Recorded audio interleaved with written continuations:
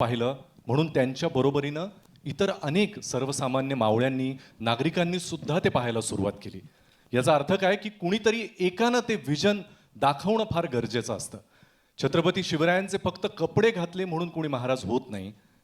महाराजांची भूमिका करायला काळीज सुद्धा वाघाचं लागतं.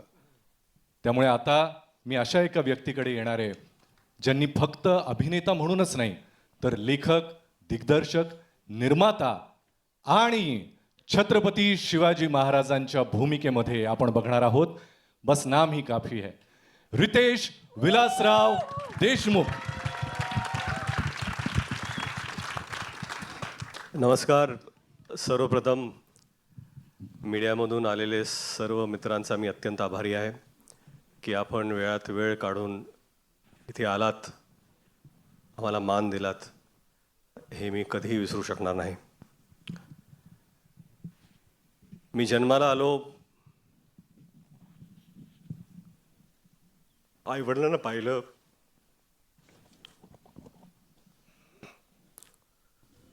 देवाला पाहिलं आणि शिवाजी महाराजांना पाहिलं.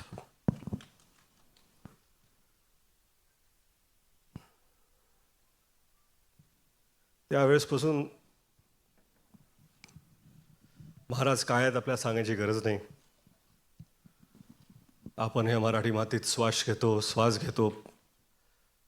शिवाजी महाराज आपण जगतो. लहान होतो, किल्ले बनवले, भगवे झेंडे लावले, तोफा लावल्या आणि प्रत्येक वेळा वाटलं की आपण महाराजांचे मावळे आहोत. आपण महाराज आहोत असं कधीच वाटलं नाही आणि वाटू शकलं नाही. पाचवीत होतो, असाच एक शाळेचा ॲन्युअल डे होता. बाजूला मी मावळ्याची भूमिका करत होतो. भाला घेऊन नाचत होतो मी. माझाच एक मित्र महाराजांची भूमिका करत होता. त्याला मी मुजरा घातला मानाने आणि गर्वाने नाचत होतो. तो मावळा त्या स्टेजवर असून तोच मावळा आज ह्या स्टेजवरती आहे आणि महाराजांना मानाचा मुजरा देण्याचा प्रयत्न करतो.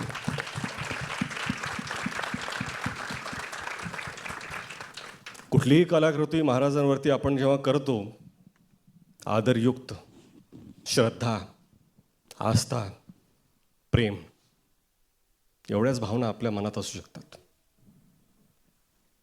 आज मला असं वाटतं की शिवरूप जेव्हा एखादा लहान मुलगा सुद्धा धारण करतो, स्टेजवरती असो, शाळेत असो, सोसायटीमध्ये असो, दिवाळीत असो, शिवजयंतीला असो, मालिकेत असो, नाटकात असो, कुठेही कुठल्याही कलाकृतीमध्ये, हे खरं म्हणजे त्या व्यक्तीचं सौभाग्य असतं की ते रूप धारण करण्याची त्याला संधी मिळते. आणि हेच सौभाग्य मला मावळा म्हणून प्राप्त झाले. 10 वर्ष झाली. 10 वर्षापासून प्रयत्न करत होतो मी 2016 की आपल्याला हा चित्रपट करायचा आहे. झाला नाही तो. 2019ला परत प्रयत्न केला. कोविड आलं. झाला नाही तो.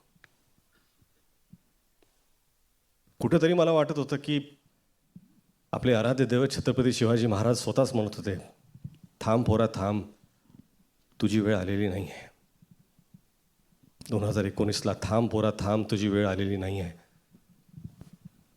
2023ला जेव्हा सुरुवात केली, आता मला कुठं वाटतं की महाराज म्हणत असेल, पोरा आज तुझी वेळ आलेली आहे. आणि ही वेळ येण्यासाठी फक्त स्वप्न बघून सोपं नसतं. तुम्हाला साथ लागते. अशा लोकांची साथ लागते की ज्यांच्यात सुद्धा सिंहाचं धाडस असतं. जिओ स्टुडिओज आणि ज्योती देशपांडेंनी ती साथ दिली, धाडस दाखवलं. त्यांचा मी अत्यंत आभारी आहे. परंतु खरंच इथे सगळेच उभे आहेत. Sanju sir, I am extremely grateful. नाही, आय एम एक्स्ट्रीमली ग्रेटफुल.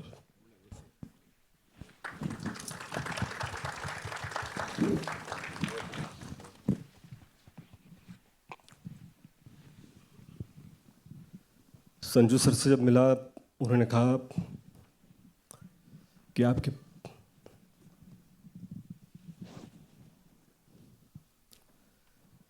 आपके पिता और मेरे पिता के संबंध है. Our fathers know each other very well.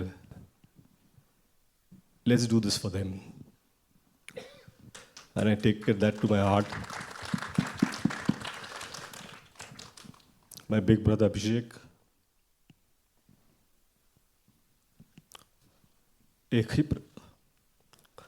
एकही प्रश्न विचारला नाही.